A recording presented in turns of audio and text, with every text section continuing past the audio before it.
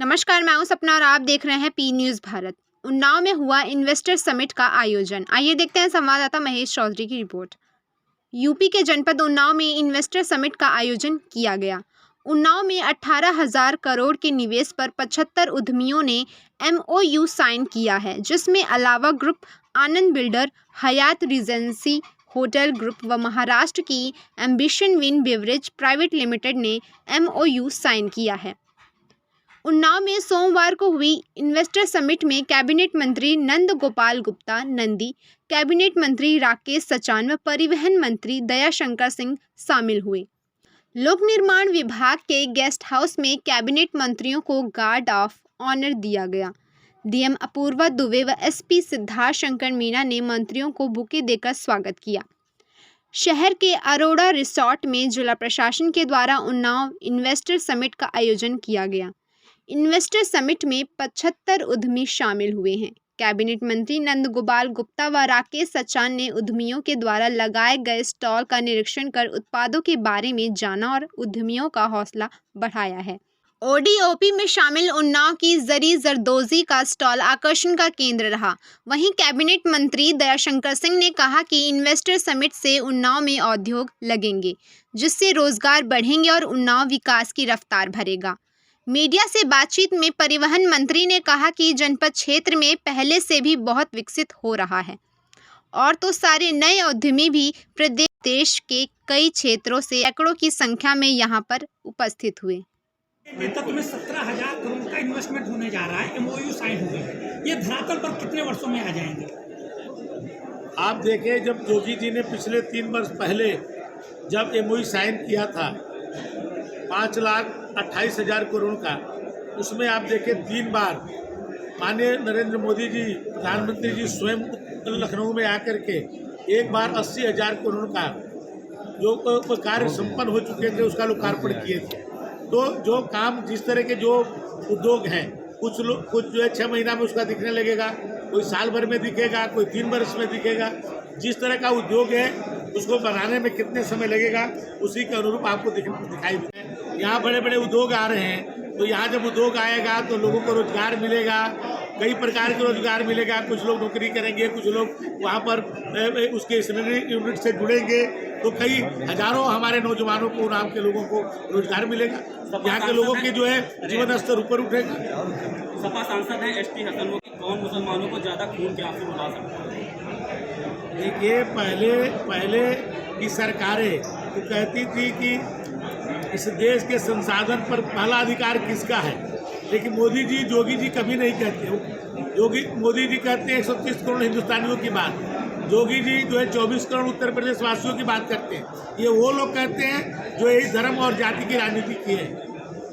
मंत्री, सड़कें अच्छी बन रही हैं, सड़कों से काम भी अच्छा होगा, लेकिन आपका जो मुख्य मार्ग है लखनऊ कानपुर के लिए जो इस समय चालू है, वो ओवरलोडिंग के जो वाहन है उनसे पटा रहता सुबह, जिसके चलते कई बड़ी घटनाएं हुई, 6-6, 7-7 मौतें हुई।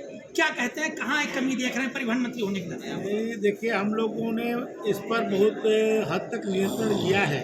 पहले भी आप लोग देखे होंगे कि किस तरह से ओवरलोडिंग होती थी, और आज जो है आप देखे होंगे कि बहुत सारे उस पर नियंत्रण हो चुका है। और जो थोड़ा बहुत बचा हुआ है उसके लिए भी हम लोग खनन विभाग, पुलिस विभाग और हमारे परिवहन विभाग, ये तीनों मिलाकर के टास्क फोर्स बना रहे हैं कि हम लोग 0 पॉइंट से ही, जहाँ से ये मैं अपने बालू और गिट्टी लेके आते हैं, वहीं पर हम इनको रोक लेंगे और इनको आगे वहाँ से नहीं बढ़ने देंगे। और जिसके क्षेत्र में उस आगे मिलेगा, मैं उस ऐसे अधिकारियों पर कार्रवाई करूँगा। जो जनगणना हो रही है बिहार में, उसको लेकर यूपी में बीजेपी का स्टैंड क्या है, आपका स्टैंड क्या है? देखिए, जो भी नीतिगत मामला होता है उसका हमारे जो राष्ट्रीय नेतृत्व तय करता है। जो राष्ट्रीय नेतृत्व तय करेगा वही हम लोग की नीति है। दयाशंकर जी एज ए मंत्री और एज ए ह्यूमन बीइंग जात जनगणना के पक्ष में हैं? हमारा नेतृत्व जो तय करता है उसके पक्ष में हम लोग, और पार्टियों की तरह केवल पारिवारिक पार्टियां हम लोग की थोड़ी है कि कोई एक व्यक्ति डिसीजन ले ले, वही डिसीजन मान्य हो जाए। अभी देखिए ना, एक पार्टी ने अपनी राष्ट्रीय कार्यकारिणी घोषित किया और 3 दिन के अंदर ही उसको बदलना पड़ा।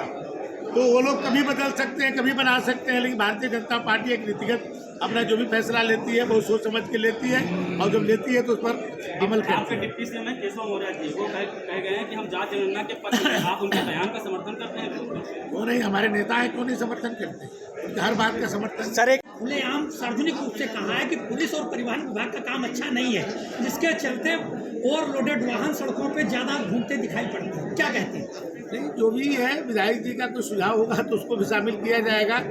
हम लोग बहुत इस पर काम कर रहे हैं, बहुत हद तक सफल है, और अब 0 पॉइंट से ही हम लोग जो है इनको हम लोग ज़्यादा लोड लेकर नहीं चलने देंगे। परिवहन विभाग की जो भूमिका है उसमें कई बार आरोप लगते हैं कि जो इनको लाइसेंस दिए जाते हैं, अनट्रेन्ड लोगों को लाइसेंस होते हैं, वही वाहन चला रहे हैं, इसके चलते इस तरीके की घटनाएं होती हैं। उसके लिए भी हम लोग तैयारी कर रहे हैं। हम लोग ऑटोमेटिक इंस्टीट्यूट बैठा रहे हैं। पूरे उत्तर प्रदेश के अंदर 16 जगहों पर हमने जो है ऑटोमेटिक जो है इंस्टीट्यूट बैठाया है। बाकी जनपदों के लिए पीपीपी मॉडल पे हम ले जा रहे हैं। ये अब जो है सिमुलेटर की व्यवस्था होगी, जो पहले कभी हवाई अड्डा के हवाई जहाज़ को ट्रेनिंग में इस्तेमाल किया जाता था, वो जो है हम लोग जो है अपने परिवहन विभाग में अपने डीएल देने के लिए भी उसका उपयोग करेंगे। नए इंस्टीट्यूट बना रहे हैं हम लोग, उसका एक मानक के रूप के इंस्टीट्यूट बनेगा, और उसको कंप्यूटर से उसका टेस्ट किया जाएगा। 8 प्रकार की टेस्टिंग होगी, उसमें पहाड़ बने होंगे, उसमें 8 के आकार के सड़क बनी होगी, ऐसे 8 प्रकार के उसमें टेस्ट होगा, और उस टेस्ट में पास होंगे तभी कंप्यूटर में आएगा कि पास हो गए या नहीं तो फेल हो गए। कोई अब मैनुअल नहीं रह जाएगा। अभी आप देखे होंगे लर्निंग लाइसेंस 100% हमने जो है ऑनलाइन कर दिया है। अब हमारे विभाग के पास भी आप जाएंगे तो उनको अधिकार नहीं है तो वहाँ कार्यालय में आपको लाइसेंस बना दें। उसका एग्ज़ाम जो है ऑनलाइन होता है, और ऑनलाइन एग्ज़ाम पर ही हम लर्निंग लाइसेंस देते हैं। केवल परमानेंट लाइसेंस जो है के लिए टेस्ट के लिए हमारे विभाग में जाना पड़ता है। वो भी जब ऑटोमेटिक इंस्टीट्यूट बन जाएगा हर जगह, तो ये भी ऑटोमेटिक हो जाएगा। कोई व्यक्ति का मैनुअल रहेगा ही नहीं कि कोई किसी को पास कर सकता है या कोई किसी को फेल कर सकता है। इस पर हम सख्त से सख्त कार्रवाई करेंगे। मंत्री जी, आप